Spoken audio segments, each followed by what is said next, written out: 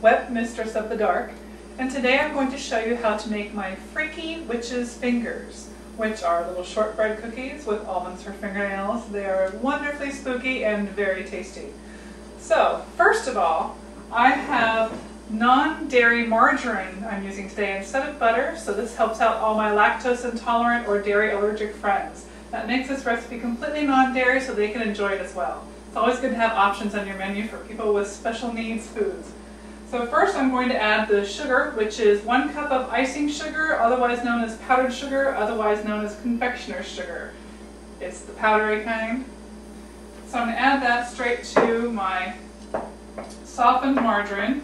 We go ahead and thoroughly cream that together before I add the other ingredients. Okay, once you get all the sugar incorporated into the margarine, just like this, then you can go ahead and add your egg.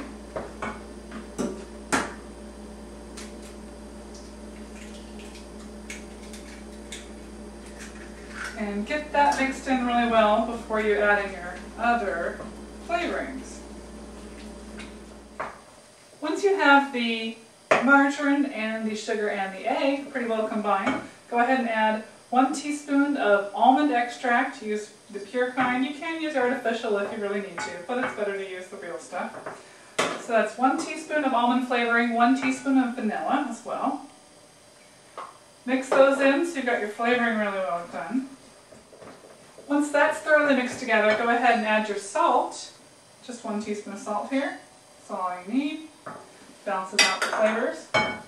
Mix that in all the way before you add your flour, which is the final ingredient and the most body of the cookie dough.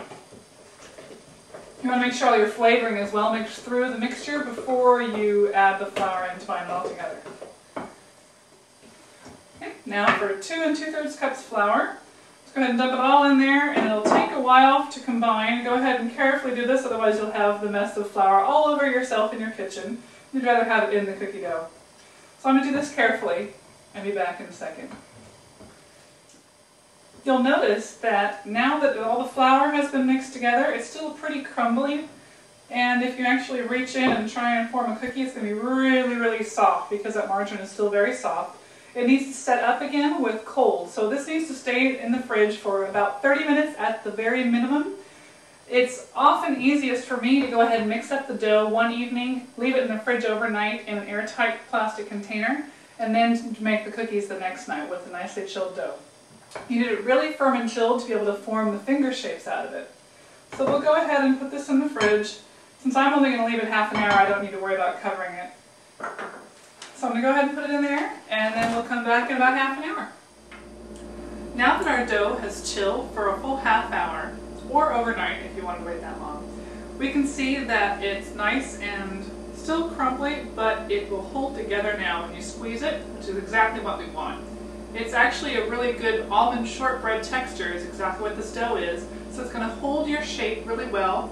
There's no leavening like baking powder or baking soda at all, so the shape that you make when you put it on the cookie sheet should be the shape that it comes out of the oven, which will be perfect. So I'm going to show you how I make finger shapes. The thing you want to be careful about is you don't want to have giant fingers unless you're making monster hands. That's fine if you want to, but you won't get as many cookies out of your batch. I can usually get a good about, I think, 5 to 7 dozen fingers out of one batch of dough. And there's one. I'll show you how you do that again. Just take a glob of dough, just good enough, mix it together so it holds together and it's not crumbly anymore.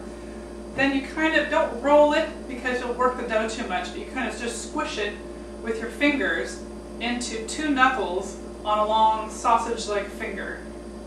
And it can be knobby. This is a witch's finger after all. It's not a perfect hand model or anything.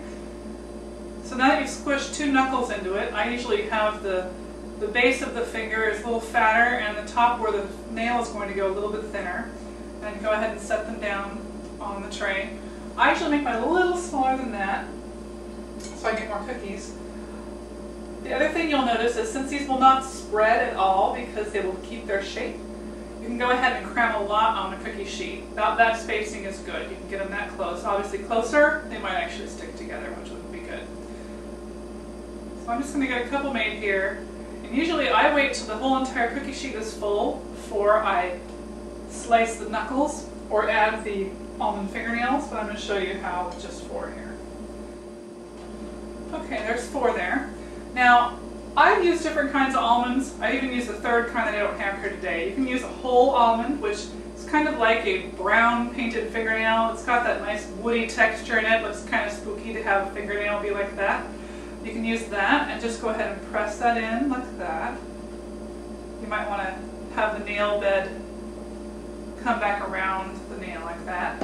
You can also use sliced almonds instead, which you can see that gives you a completely different effect. You have the edge, the brown of the almond still around the edge of the slice, which kind of makes it look like a dirty or cracked old fingernail. Completely different look, so it depends on your mood and what you like the best. So I'm going to go ahead and put both of these here and put another one of this so you can see the difference. Now what really makes them look like fingers as well is taking a little paring knife, doesn't need to be that sharp, and you go ahead and add the knuckle wrinkles. So I just add 3 wrinkles per knuckle, and I don't slice, I just push the knife in to the dough. If you slice, you might end up cracking it. And as I said, assembly line fashion, you can get going on this pretty quick for a whole pan of cookies. So there you make those 3 little cuts on each knuckle, and it will puff up just enough that it actually looks like wrinkles on your knuckle. So I'm going to go ahead and finish this tray so I can get this in the oven and so you can see what the finished cookies look like.